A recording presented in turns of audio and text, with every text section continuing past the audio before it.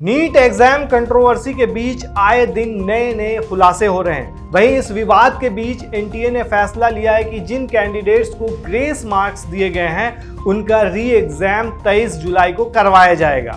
NTA के इस फैसले पर मेडिकल छात्रों का कहना है कि अभी भी पूरी तरह से इंसाफ नहीं हुआ है। एनटीए को बिहार में पेपर लीक मामले पर बात करनी चाहिए। अब सवाल यह उठता है कि आखिर नीट पेपर लीक कैसे हुआ और कैसे इस मामले का खुलासा हुआ और इसका क्या स्टूडेंट्स पर क्या असर पड़ सकता है और अब तक इस मामले में क्या क्या कार्रवाई हुई है। क्या सुप्रीम कोर्ट के फैसले से स्टूडेंट्स जो हैं वो सेटिस्फाई हैं? तो चलिए इसके पूरे मामले को समझते हैं शुरू से लेकर अंत तक। आखिर क्या है ये पूरा मामला।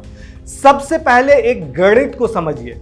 नीट का जो एग्जाम होता है वो 720 नंबर का होता है। नीट एग्जाम 2021 में 715 नंबर लाने पर 5वीं रैंक आई थी। 2022 में 715 नंबर लाने वाले की पहली रैंक आई थी। 2023 में 715 नंबर लाने पर चौथी रैंक आई थी। लेकिन इस बार 715 नंबर लाने पर भी रैंक 225 पर पहुंच गई।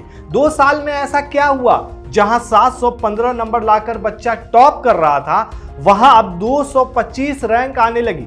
वहीं 710 अंकों पर इस बार रैंक 407 पहुंच गई। साल 2023 में इस स्कोर पर रैंक 27 थी। जी हां, जबकि इससे पहले 2022 में इसी स्कोर पर 6ठी रैंक आई थी। 720 नंबर के पेपर में इस बार 705 नंबर लाने वाले की रैंक 542 पहुंच गई, जबकि इससे पहले 3 साल में इतने नंबर पर टॉप 100 में वही रैंक आती थी।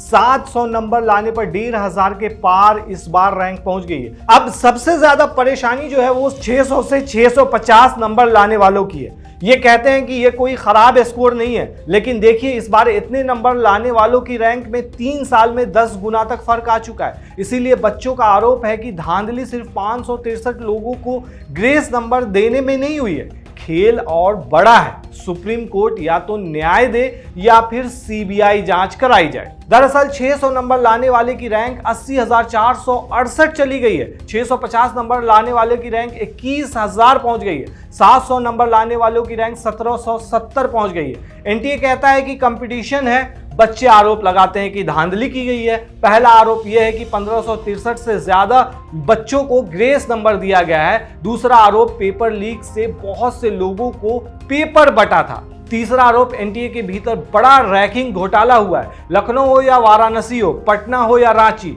दिल्ली हो या कोई भी शहर, ऐसे बच्चे सबसे ज्यादा अपनी बात रख रहे हैं कि आखिर इस बार ऐसा क्या हुआ कि जितने नंबर पर बढ़िया सरकारी कॉलेज मिल जाता था इस बार उतने नंबर पर ही कई हजार गुना ज्यादा पीछे रैंक चली गई।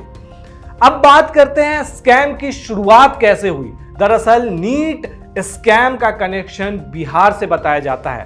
5 मई को हुई नीट परीक्षा में बिहार पुलिस ने कई आरोपियों को गिरफ्तार किया था। इसके बाद पुलिस की जांच में पेपर लीक को लेकर कई चीजें सामने आई। बिहार पुलिस ने कहा था कि आरोपियों से पहले ही आपत्तिजनक दस्तावेज और इलेक्ट्रॉनिक इक्विपमेंट जब्त कर लिए गए हैं। जांच से पता चला कि 5 मई की एग्जाम से पहले लगभग 35 उम्मीदवारों को नीट यूजी के क्वेश्चन पेपर और आंसर उपलब्ध कराए गए थे। जी हां, पुलिस ने इस मामले में कहा था कि अभी तक ये साफ नहीं हो पाया है कि क्या वो लीक पेपर था या नहीं, क्योंकि इसको लेकर एनटीए ने कोई जवाब ही नहीं दिया। अब सवाल ये उठता है कि आखिर बिहार पुलिस ने कैसे पता लगाया कि ये पेपर लीक है। पुलिस ने पेपर लीक मामले में सबसे पहले सिकंदर नाम के शख्स को गिरफ्तार किया था। उसके बारे में बिहार पुलिस को इनपुट मिला था। आरोपियों ने कई सेंटर्स और सेफ हाउस में पेपर सॉल्वर बिठाए थे। इनके पास पहले से ही क्वेश्चन मौजूद थे। जी हां, जानकारी के मुताबिक जूनियर इंजीनियर सिकंदर प्रसाद यादवेंदु के पास से नीट के कई क्वेश्चन पेपर मिले थे। यादवेंदु के जरिए बताए गए इनपुट के आधार पर छापेमारी के बाद आयुष, अमित और नीतीश को भी गिरफ्तार किया गया था। इसके बाद पेपर लीक को लेकर बिहार के नालंदा के संजीव सिंह को भी गिरफ्तार किया गया था। वहीं बिहार के आर्थिक अपराध इकाई की जांच से संकेत मिला था कि नीट पेपर लीक करने वाला ये वही गिरोह है जो बीपीएससी TIE 3 से रिलेटेड क्वेश्चन पेपर लीक करने में शामिल था। जी हां, पेपर के 30 से 32 लाख रुपए लिए गए। उम्मीदवार को सेफ हाउस में आंसर देने के लिए कहा गया, जहां से उन्हें एस्कॉर्ट के साथ सीधे एग्जाम सेंटर पर भेजा गया था। अब सवाल यह उठता है कि आखिर कैसे नीट का पेपर जो है वो लीक हुआ। सूत्रों की बात माने तो पेपर ट्रांसपोर्टेशन के दौरान लीक हुआ था। यही नहीं, बिहार पुलिस को जले हुए लीक प्रश्न पत्र भी मिले थे, जिसको लेकर एनटीए की तरफ से अभी तक कुछ भी कंफर्म नहीं किया गया है। पेपर लीक में 13 लोगों को अरेस्ट भी किया जा चुका है। 5 मई को जब नीट परीक्षा आयोजित करवाई जा रही थी, तब बिहार पुलिस ने पेपर लीक को लेकर कई आरोपियों को गिरफ्तार किया था। इसके बाद जांच हुई, जिसमें सामने आया कि 5 मई की परीक्षा से पहले लगभग 35 उम्मीदवारों को नीट यूजी के क्वेश्चन और आंसर उपलब्ध कराए गए थे, लेकिन अभी तक इस मामले में सख्त एक्शन नहीं लिया गया है और न ही एनटीए की तरफ से कोई जवाब सामने आया है इस पूरे मामले पर। अब यह भी समझ लीजिए कि आखिर एनटीए पर क्या क्या आरोप लगा हुआ है। आरोप है पेपर लीक का, पेपर लीक के दावों पर ध्यान न देने का, परीक्षा ढंग से न कराने का और मनमानी चोरी छिपे फैसले लेने का आरोप। इससे भी बड़ा आरोप है तरीके से ग्रेस मार्क्स बांटने का और चोरी पकड़े जाने के बाद ग्रेस नंबर पर गलती मानने का आरोप भी इस एजेंसी पर लगा है। इन्हीं आरोपों की वजह से आपको पहले देश की 3 मां के बयान याद कराते हैं। ये वो मां हैं जिनके बच्चों ने जी जान लगाकर नीट का इम्तिहान दिया था, लेकिन इस माँ की तरह हजारों माँ को लगता है कि धांधली हुई है। धांधली ग्रेस मार्क्स में नहीं हुई है। सिर्फ एनटीए को लग रहा था कि सिर्फ बच्चे एग्जाम दे रहे हैं, नहीं, ऐसा नहीं था। इस एग्जाम में उनके मम्मी पापा भाई बहन सारे एक साथ लगे होते हैं। इंतजार होता है कि रिजल्ट आएगा और बच्चे का एडमिशन होगा। जब रिजल्ट अच्छा आया और फिर भी एडमिशन नहीं मिला तो बच्चे कहाँ जाएं, किससे मांगे।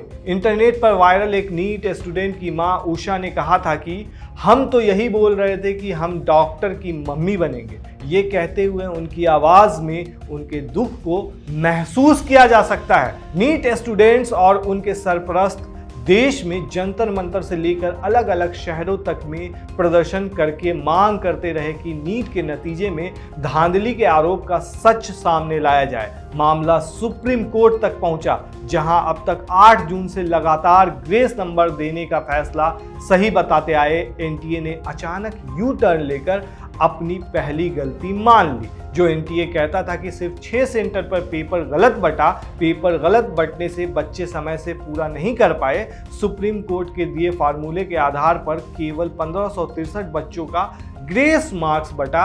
वहीं आप देखेंगे तो इस पूरे मामले पर फिजिक्स वाला के सीईओ और याचिकाकर्ता अलख पांडे ने कहा है कि सवाल है कि 24 घंटे से पहले क्या कह रहे थे और कोर्ट में आते ही उन्होंने अग्री कर लिया। खुद तो बताया नहीं, हमने पकड़ा, फिर बताया कि ग्रेस नंबर। आज खुद आकर कोर्ट में कहा गड़बड़ है, एनटीए मनमानी कर रहा है, हमारी सबकी हार हुई है। पहली हियरिंग में कहता है कि गड़बड़ किया है। अब सवाल यह उठता है कि क्या सिर्फ 1563 छात्रों को दिया गया था ग्रेस नंबर? क्या वाकई सिर्फ 1563 बच्चों को ही ग्रेस नंबर दिया गया था, या फिर इनकी संख्या ज्यादा है और एनटीए ने बड़े दाग को छुपाने के लिए छोटा दाग आगे कर दिया है? सवाल है कि 1563 बच्चों का दोबारा इम्तिहान होता है तो ज्यादा से ज्यादा 500 बच्चों की रैंकिंग पर असर आएगा।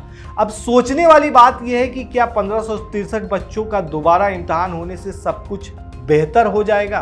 क्या जो स्टूडेंट्स के रैंक्स 600 से ऊपर आए हैं, जहां पिछले बार इसमें सरकारी कॉलेज अच्छा मिल जाता था, इस बार क्या इतने बच्चों का एग्जाम होने के बाद, री एग्जाम होने के बाद उन बच्चों पर क्या असर पड़ेगा?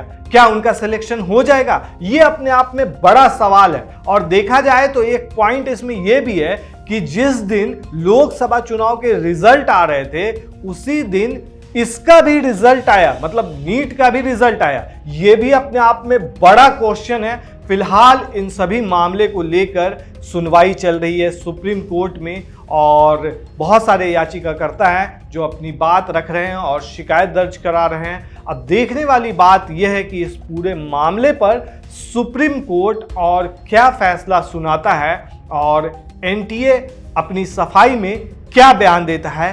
क्या वो स्टूडेंट्स जो इस बार एग्जाम दे रहे थे और उनका पेपर अच्छा गया लेकिन फिर भी उन्हें एडमिशन नहीं मिल पाएगा, उनका क्या होगा? और उनको फिर से दोबारा अगर एग्जाम देते हैं या फिर अगले साल के लिए वो तैयारी करते हैं तो क्या वो आत्मविश्वास उनके अंदर रह पाएगा? ये अपने आप में बड़ा क्वेश्चन है और देखा जाए तो भारत के छात्रों के भविष्य के साथ एक तरह से खिलवाड़ है। आप क्या कहते हैं इस पूरे मामले पर दोस्तों? हमें कमेंट में जरूर बताएं।